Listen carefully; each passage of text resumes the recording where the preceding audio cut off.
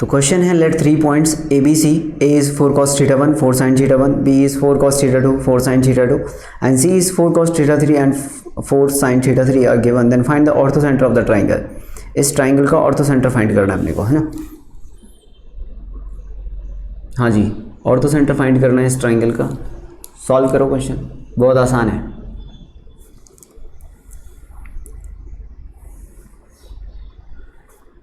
बहुत आसान है भाई।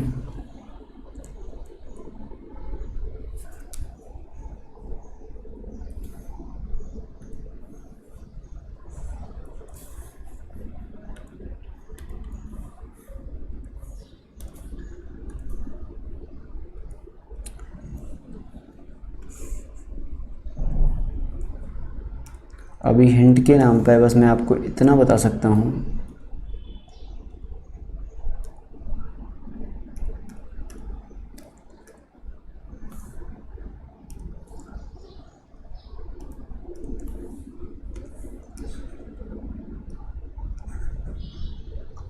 ये अपने पास यहाँ से क्या हो गया, y axis x axis, okay. ये आपने यहाँ पे पॉइंट ले लिया, ए बी सी कोई भी 3 पॉइंट मान लो, ठीक है ना। ए बी सी कोई भी 3 पॉइंट अज्यूम कर लो, ए बी सी। ये हो गया आपका ए पॉइंट,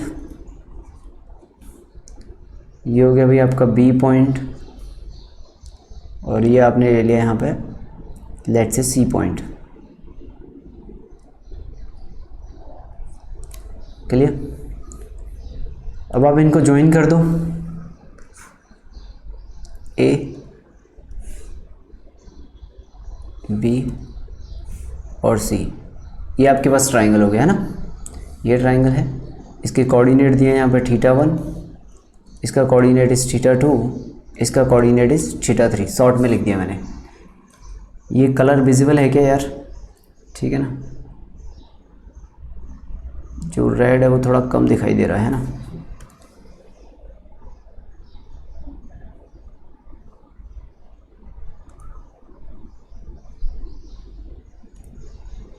चलिए ओके।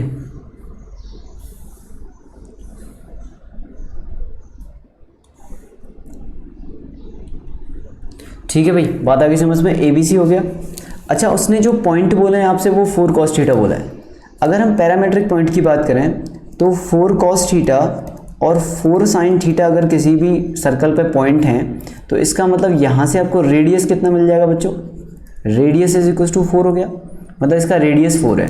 और सेंटर क्या है इस सर्कल के, सेंटर हो गया इस सर्कल का 0,0,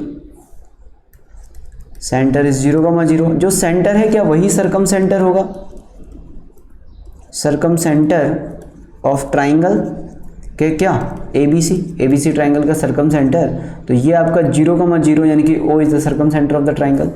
तो यहाँ पे circumcentre of the triangle कितना आ जाएगा, 0,0। क्लियर, ठीक है ना। Circumcentre of the triangle कितना आ गया आपके पास, 0,0 आ गया भाई, ठीक है।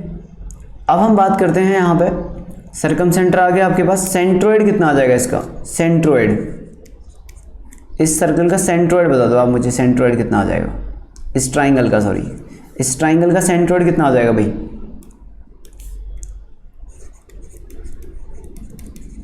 सेंट्रोइड यानी कि जी आ जाएगा यहाँ पे।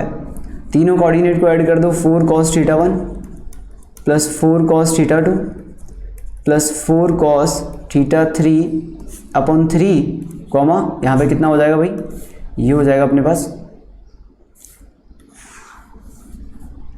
4 sin theta 1 plus 4 sin theta 2 plus 4 sin theta 3 upon 3। Clear है, यही आ जाएगा। ओके, ये आ गया सेंट्रोइड, आ गया, हाँ या ना, बताओ भाई सेंट्रोइड आ गया कि नहीं आ गया। अपने को सरकम सेंटर ऑफ द ट्राइंगल मिल गया, अपने को सेंट्रोइड ऑफ द ट्राइंगल मिल गया। हाँ जी, एक बार देख लो बच्चों जल्दी से, क्या ये परफेक्ट है।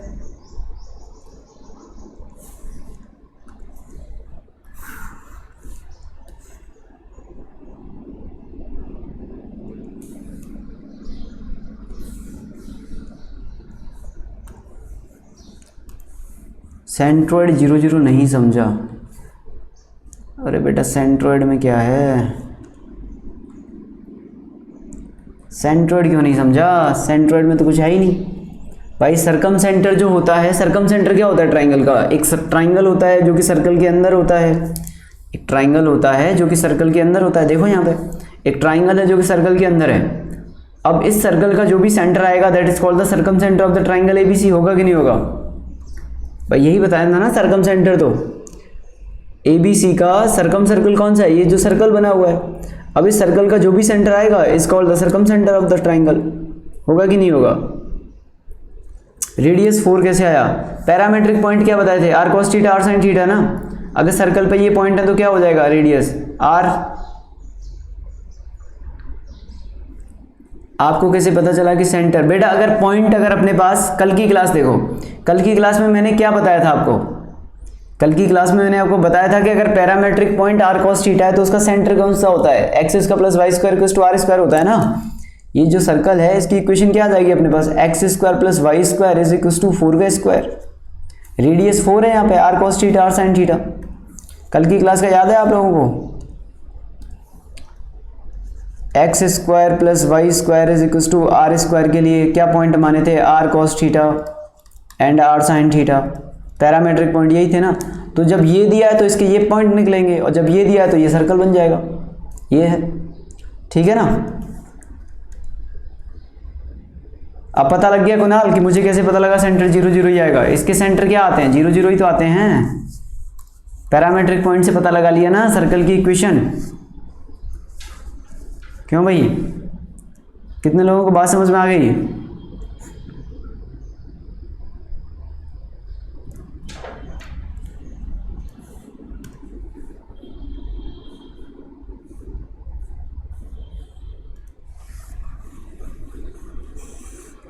ठीक है ना, बात आई समझ में? तो हम लोगों ने सेंट्रोइड फाइंड कर लिया है यहाँ पे और सरकम सेंटर फाइंड कर लिया। ओके, अभी मैं ये इरेज कर रहा हूँ, अभी इसका काम नहीं है ना। ठीक है भाई। अरे यार कल की क्लास में बताया था मैंने कि अगर आपके पास कल का नोट्स देखो, x square plus y square is equal to r square, इसके पैरामेट्रिक पॉइंट क्या आ रहे थे? इसमें पैरामेट्रिक पॉइंट क्या थे? R cos theta r sine theta, यही था ना। तो अगर ये आपको पैरामेट्रिक पॉइंट गिवन है तो सर्कल की इक्वेशन क्या होगी? ये होगी कि नहीं होगी?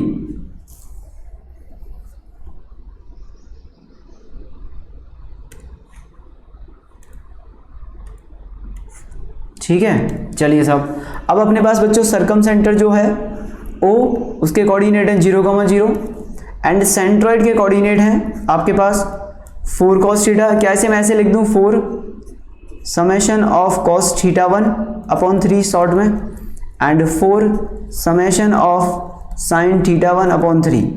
क्या शॉर्ट में मैं इसे ऐसे लिख सकता हूँ? फटाफट से चेक करो, क्या मैं इसे ऐसे लिख सकता हूँ?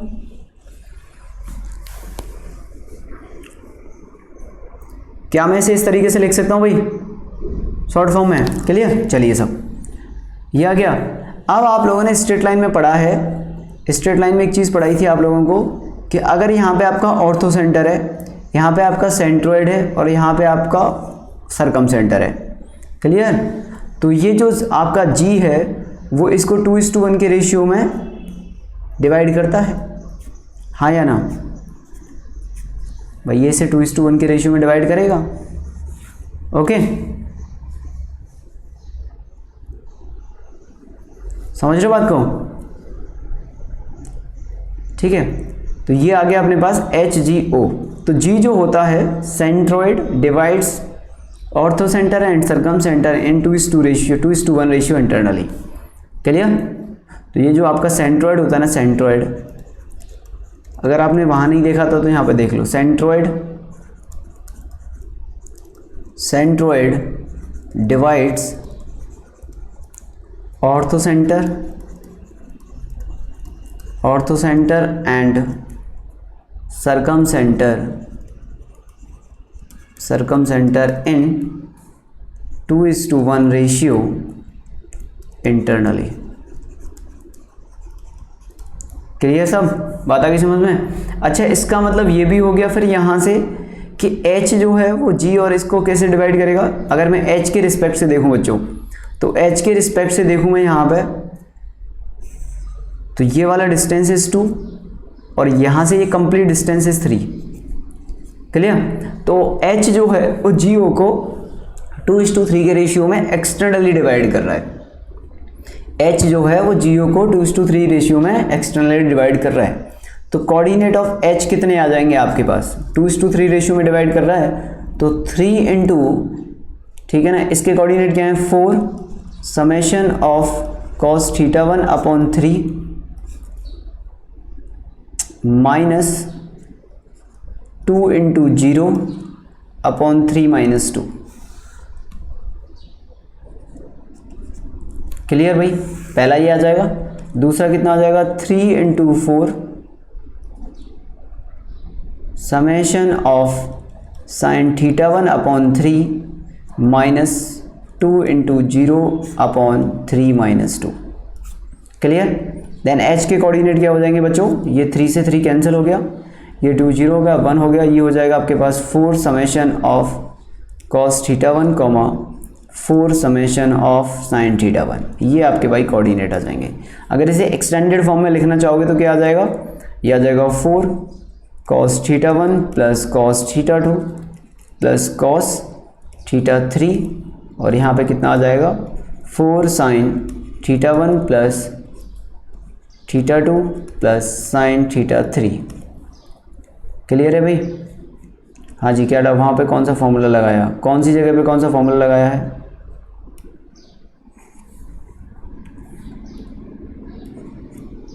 ये इसका आंसर आ गया भाई फाइनल। ओके ठीक है ना। हाँ विपिन, कौन सी जगह कौन से फॉर्मूले की बात कर रहे हो,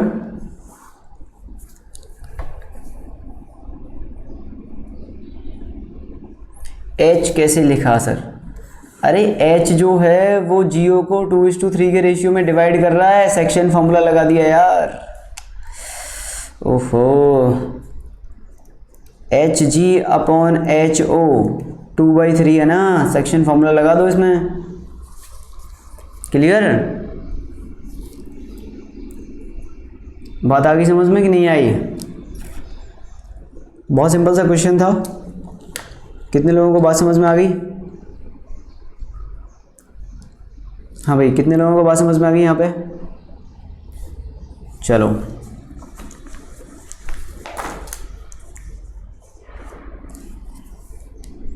ठीक है, तो ये था अपना पहला और ये हो गया आपका सेकंड। ठीक है, 2:1 एज्यूम किया है क्या, अज्यूम नहीं किया, होता है, अज्यूम नहीं किया होता है, नोट लिखा तो दिया यहाँ पे। ठीक है, अज्यूम नहीं किया है, ये होता है भैया। ठीक है ना, अज्यूम करने वाली बात नहीं है यहाँ पे। ओके, यही होता है।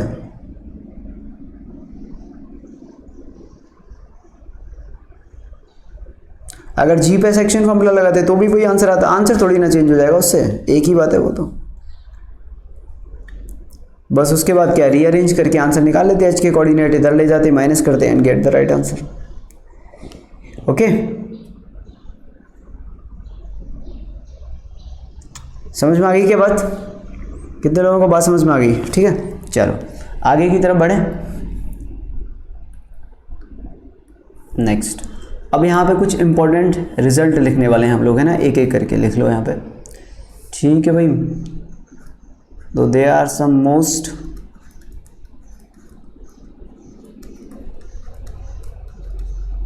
important results, there are some most important results। ठीक है जी, चलो साहब कुछ important रिजल्ट लिखेंगे यहाँ पे। ओके,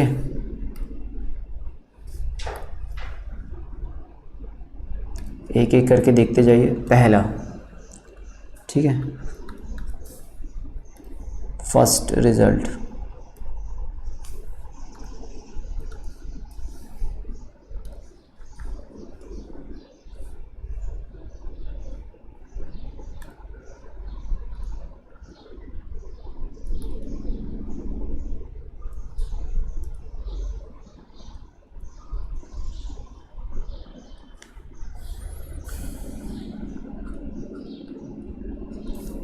ठीक है, ये तो इस पर दिख ही नहीं रहा, यही कलर लेना पड़ेगा। चलो ठीक है ना। First is condition of tangency.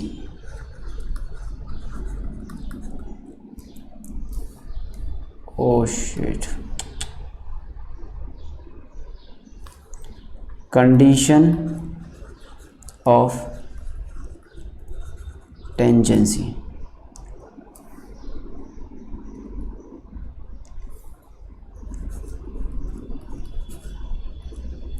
Condition of tangency, ठीक है भाई। Next is condition of tangency, इसे सॉल्व करेंगे आप। कंडीशन ऑफ टेंजेंसी क्या है? ठीक, अब कंडीशन ऑफ टेंजेंसी मतलब हो गया कि अगर आपके पास ये सर्कल है और कोई भी लाइन उस पर टेंजेंट है तो उसकी क्या कंडीशन आएगी। ओके, ये अपने पास जैसे यहाँ पर ये अपने पास कोई भी एक सर्कल हो गया, ठीक है भाई, ये अपने पास यहाँ पर सर्कल हो गया। अब इसमें अपने को कैसे पता लगेगा कि कोई भी एक लाइन है वो इसके टेंजेंट है कि नहीं है? क्लियर? तो तीन तरह की लाइन बन सकती हैं अपने पास। देखो तीन कौन कौन सी लाइन ड्रॉ हो सकती है यहाँ पे? पहली लाइन, ओके, लाइन 1, ये हो गई लाइन 2, ये हो गई अपने पास लाइन 2, और बच्चों ये हो गई अपने पास लाइन 3। ठीक है, एक सेकंड रुको।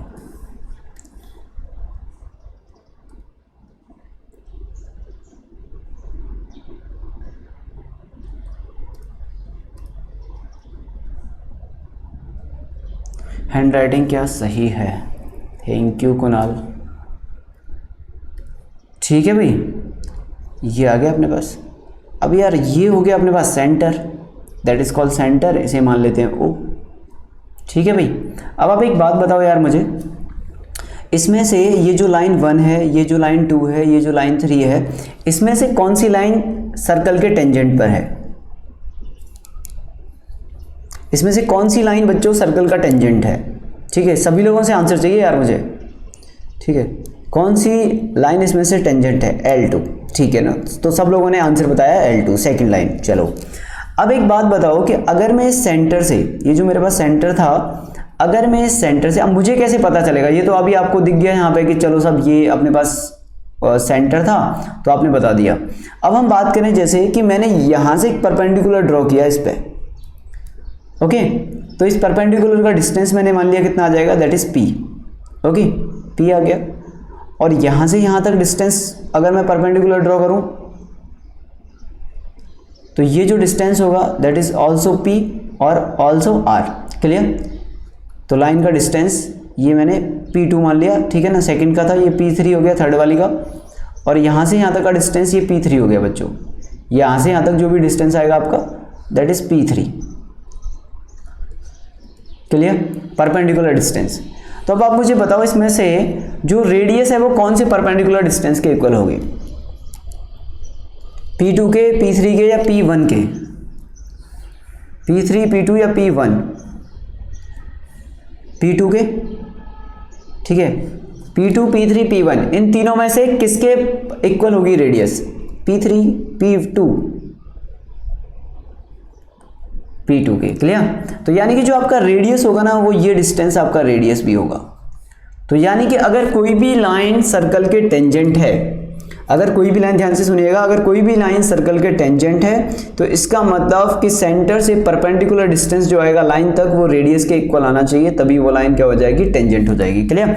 तो टेंजेंसी कंडीशन में हम लोग यहाँ पे लिख सकते हैं पॉइंट कि perpendicular distance of line, perpendicular ऐसे लिख दूं कि perpendicular distance of line from centre, perpendicular distance of line from centre is equal to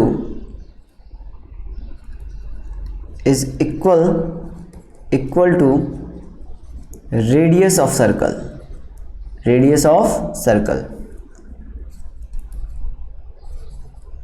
ठीक है, radius of circle, then line is called tangent to the circle. Okay, यानी कि perpendicular distance जो है वो रेडियस के इक्वल आना चाहिए, तभी वो लाइन क्या कहलाएगी, आपकी आपकी टेंजेंट कहलाएगी। क्लियर है भाई? कितने लोगों को बात समझ में आ गई यहाँ पे? ये आपका टेंजेंट हो गया सब। कितने लोगों को बात समझ में आ गई भाई? ये टेंजेंट हो गया। हाँ जी,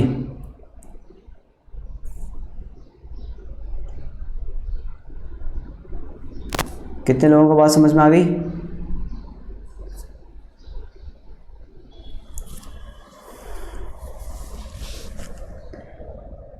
जल्दी बताओ। ठीक है, ठीक है। हाँ, P2 is equal to r, perpendicular distance जो है वो सेंटर रेडियस के बराबर आना चाहिए तब। अच्छा, अगर आपका by chance perpendicular distance greater than radius आ जाए तो इसका मतलब जो लाइन है वो क्या करेगी, आउटसाइड द सर्कल। ठीक है ना? इसका मतलब line is outside the circle.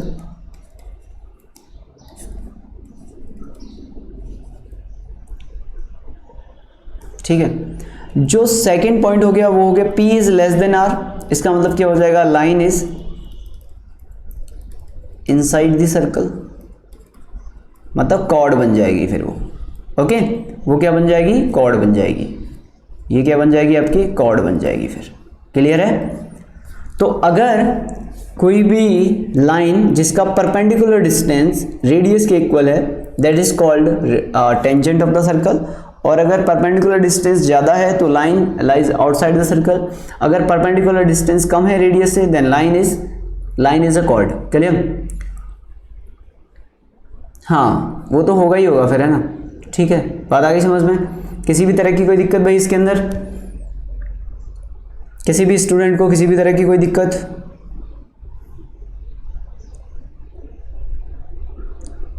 Okay, पहला पॉइंट। चलिए सेकंड पॉइंट पे चलते हैं अब। सेकंड पॉइंट क्या है इंपॉर्टेंट? सेकंड इंपॉर्टेंट पॉइंट है length of the chord. Clear? Length of chord. Length of chord किस तरीके से फाइंड करेंगे भाई? Second point is length of chord. Okay, इनमें सिर्फ और सिर्फ 9/10 की ज्योमेट्री यूज हो रही है अब तक, सिर्फ लेंथ ऑफ कॉर्ड। तो ये हो गया यार अपने पास सर्कल। ओके, ये हो गई अपने पास कोई भी एक कॉर्ड।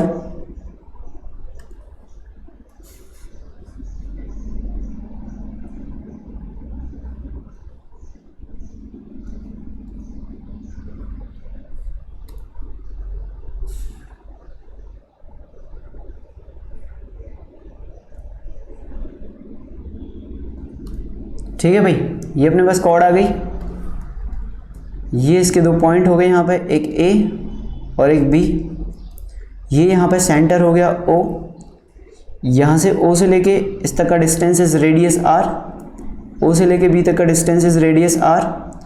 O से लेके इस तक का डिस्टेंस, लाइन तक का distance is OM, that is perpendicular distance P। Clear? अपने को क्या फाइंड करना है? AB फाइंड करना है।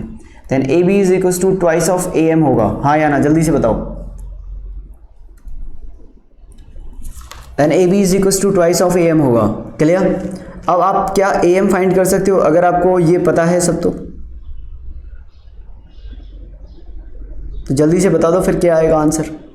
AB कितना आ जाएगा फिर? AM का डबल। AM तो फाइंड कर ही सकते हो अब आप। यार कोई भी बच्चा एक से, मतलब कोई भी बच्चा बता सकता है अब तो इसे। जो 10th क्लास का बच्चा है ना वो भी बता देगा सर AM कितना आएगा। हाँ भाई, AM कितना आएगा by Pythagoras theorem? Very good. तो कितना आ गया AM पाइथागोरस थ्योरम से? ये तो हमें पता ही है कि ये दोनों इक्वल होती हैं। ठीक है ना? ओरिजिन से किसी कॉर्ड पे अगर परपेंडिकुलर डालते हैं तो वो उसे बाइसेक्ट करता है ना। तो भाई AM कितना आ जाएगा? AM आ जाएगा अपने पास R² माइनस P² का रूट। देन AB कितना आ जाएगा? Then AB is equal to twice of R² minus P² का रूट। बोलो किसी को किसी भी तरह की कोई दिक्कत? हाँ भाई, किसी भी तरह की कोई दिक्कत इसके अंदर?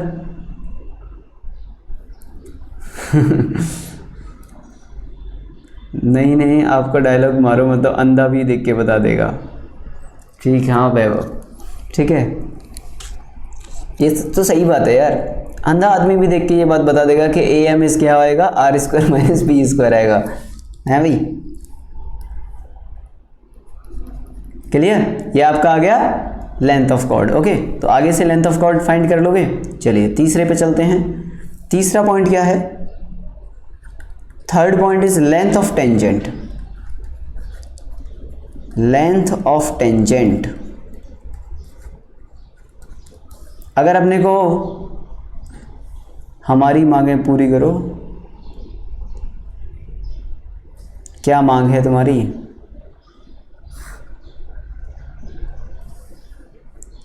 हमें वेकेशंस चाहिए। अबे एक कोरोना ने लॉकडाउन लगा रखा है, सब स्थिति खराब कर रखी है, सारी चीज़ें बंद पड़ी हैं, ठीक है, केसेस दिन प्रतिदिन बढ़ रहे हैं, तुम घर में बैठे हुए हो, किस तरह की वेकेशन चाहिए भाई तुम्हें? और क्या वेकेशन चाहिए?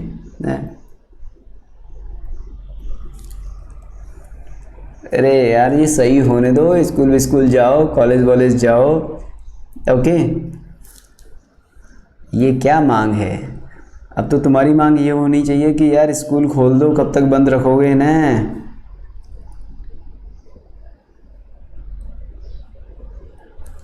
ठीक है, हाँ वही तो, ऑफलाइन शुरू करो, ऑफलाइन जल्दी से।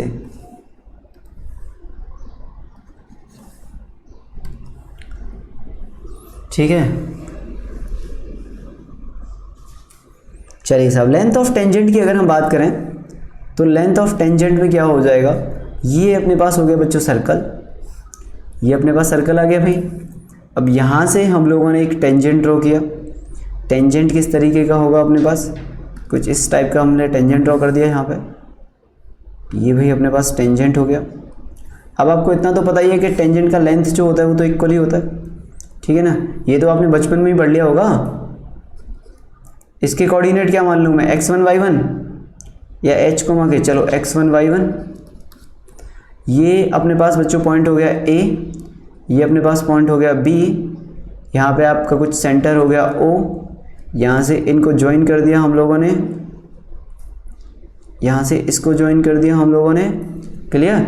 ये 90 होता है, ये भी 90 होता है। क्लियर है सर? ये सब आप क्यों पढ़ा रहे हो? क्योंकि इन सब की ज़रूरत पड़ती है, इसलिए पढ़ा रहा हूँ। लेंथ ऑफ टेंजेंट कितना आएगा अपने को? PA is equals to PB is equals to कितना आता है? Root of S1।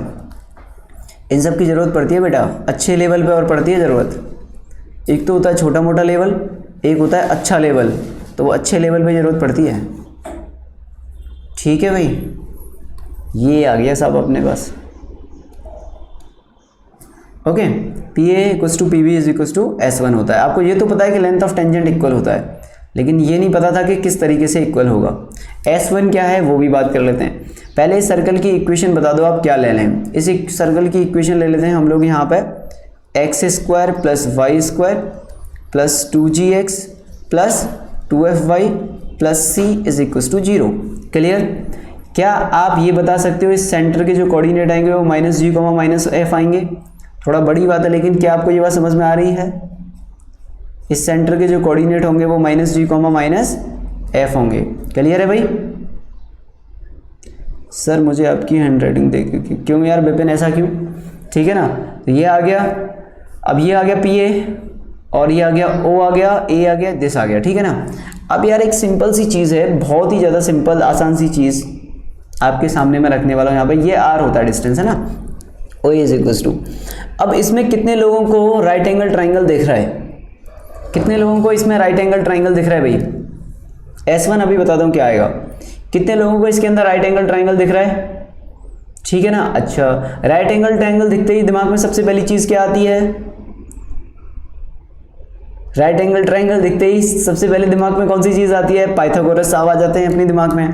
तो पाइथागोरस का मतलब ये हो गया कि साहब PA square plus OA square is equals to OB square होगा। हाँ या ना? थोड़ा डिफिकल्ट सा सवाल पूछ लिया, लेकिन ये होगा कि नहीं होगा? हाँ जी, अगर ये होगा तो फटाफट से क्वेश्चन सॉल्व करके बता दो मुझे कितना आ रहा है। तो क्या आप बोल सकते हो यहाँ से कि सर जो PA स्क्वायर आएगा वो कितना आएगा? वो आ जाएगा आपका OP square, and OP is what? x1 plus g का होल स्क्वायर।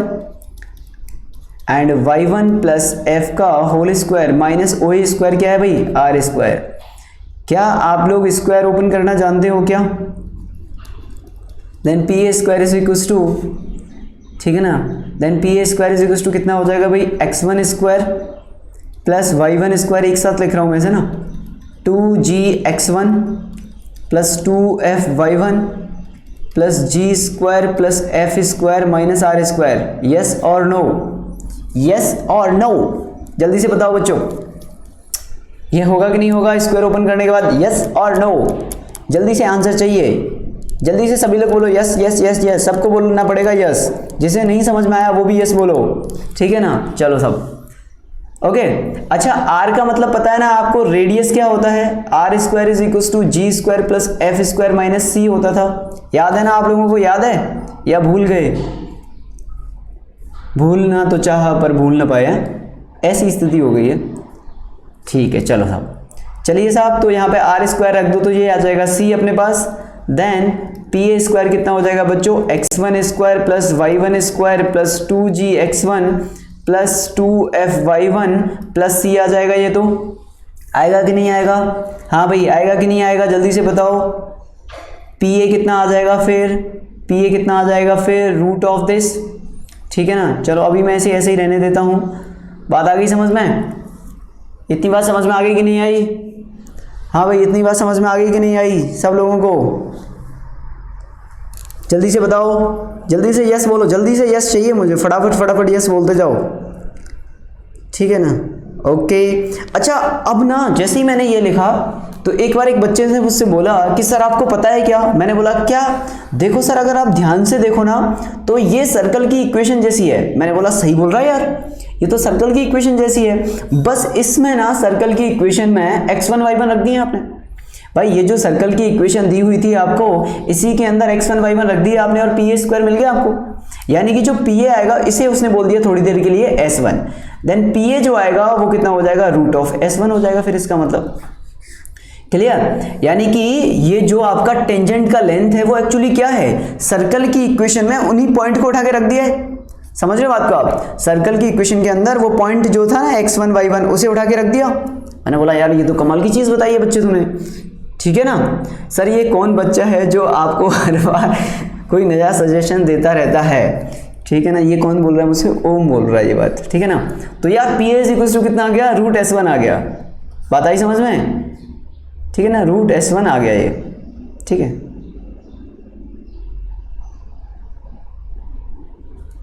ओके अब ये जो s1 है, s1 क्या है, s1 is the value of expression, value of expression s, okay, after putting the points x1, y1 and s is what, and s क्या है अपने पास, s is x square plus y square plus 2gx plus 2fy plus c, ये expression s है। इस expression s के अंदर अगर मैंने p पॉइंट रख दिया तो मुझे लेंथ ऑफ टेंजेंट मिल जाएगा। कितने लोगों को बात समझ में आ गई है? कितने लोगों को बात समझ में आ गई है? हाँ भाई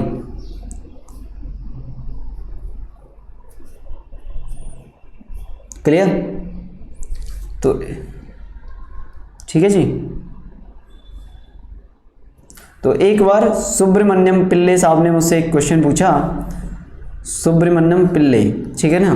तो सुब्रमण्यम पिल्ले साहब ने बोला कि सर ये तो समझ में आ गया अपने को कि ये लेंथ ऑफ टेंजेंट जो होता है वो रूट s1 होता है, लेकिन वो मैथ वाली फीलिंग के लिए अपने को एक क्वेश्चन करना पड़ेगा सर, बिना क्वेश्चन के समझ में नहीं आएगा। तो मैंने बोला सुब्रमण्यम पिल्ले साहब से कि बोल तो सही रहे हो यार, तो अगर अब आपकी फरमाइश है तो मैं आपको एक क्वेश्चन करा देता हूँ। तो सुब्रमण्यम पिल्ले साहब की फरमाइश पर अपना अगला क्वेश्चन है, find the length of tangent, find the length of tangent drawn from the point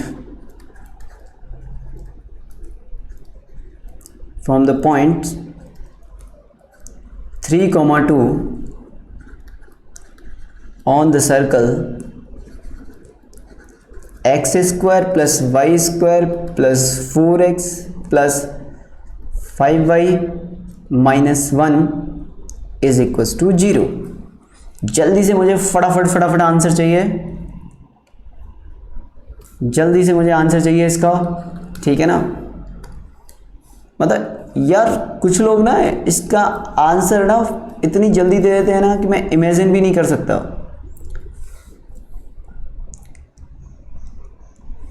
ठीक है, मतलब लोग सेकंड्स में आंसर देते हैं, मिनट तक का तो काम ही नहीं है अपने पास। सभी बच्चों के आंसर सेकंड्स के अंदर चाहिए मुझे। हाँ भाई जल्दी से आंसर बता दो, जल्दी से फटाफट।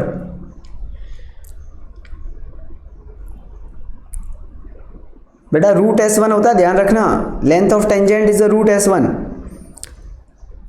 बेटा 30 सेकंड निकल चुके हैं। रूट S1 होता है, रूट S1।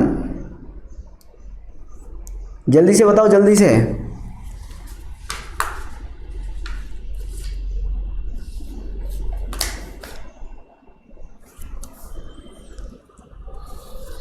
भाई लास्ट 59 सेकंड्स पे अपनी कहानी रुक जाएगी, बस 59 सेकंड्स तक का टाइम है आपके पास।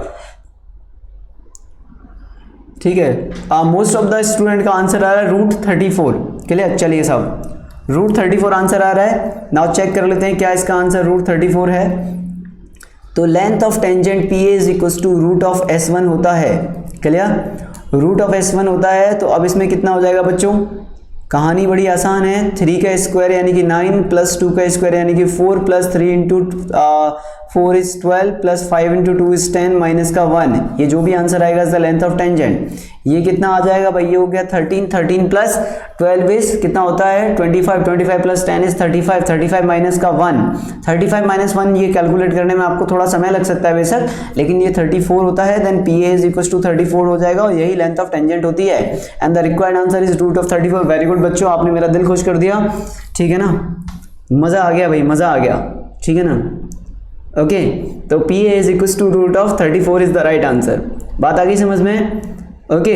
अब आपको अगर कोई लेंथ ऑफ टेंजेंट निकालने को बोले तो फुल कॉन्फिडेंस के साथ बोल सकते हो ना, हल्ला बोल करके कि हाँ सर निकाल लेंगे आराम से। हाँ भाई बताओ जल्दी से, लेंथ ऑफ टेंजेंट तो फाइंड कर ही लोगे अब आप, किसी भी तरह की कोई दिक्कत नहीं आनी चाहिए इसमें। ओके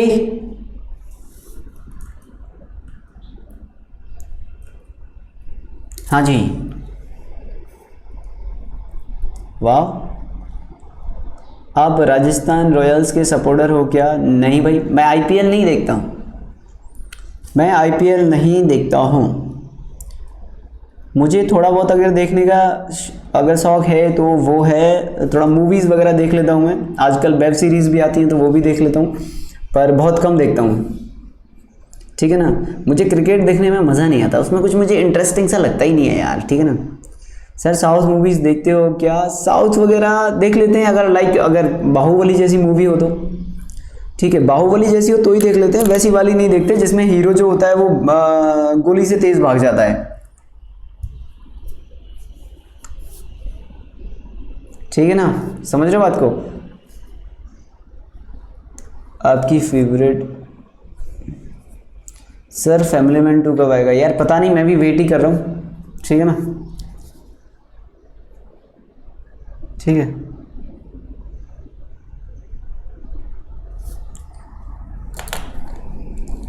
लव वाली मूवी देखते हैं क्या? अरे यार अब कहाँ वो दिन हैं, अब तो लव सब वाली मूवियाँ कहाँ ही देखेंगे। ठीक है ना, पर कई बार देख लेते हैं, अभी खैर उम्र ही क्या है अपनी। ठीक है, साउथ मूवी और फिजिक्स का दूर दूर तक रिलेशनशिप नहीं है, बिल्कुल भी नहीं है। ठीक है, बिल्कुल भी नहीं है। नील पटेल, कहाँ से देखा आपने ये? एफबी पे देखा है क्या? हाँ चिराग, बिल्कुल ठीक है। अरे यार क्या कर रहे हो तुम लोग, किस तरह की बातें कर रहे हो? चलो स्टार्ट करें। ओके भाई, ये हो गया। अब कुछ क्वेश्चंस के बारे में बात कर लें। अगर आपको कुछ क्वेश्चन दिए जाएं तो, अगर आप लोगों को कुछ होमवर्क में क्वेश्चंस दिए जाएं तो आपको कैसा लगेगा? क्यों बच्चों? क्या आपको अच्छा लगेगा? अच्छा, जो मैंने आपको क्वेश्चन दिए थे उसमें डाउट है क्या किसी को? कल मैंने कुछ होमवर्क में आपको क्वेश्चन दिए थे ना, करीबन कितने क्वेश्चन दिए थे आपको?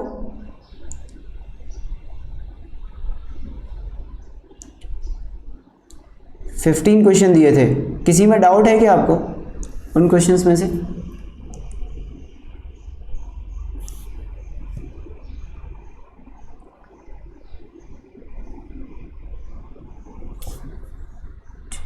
चलो अभी मैं आपको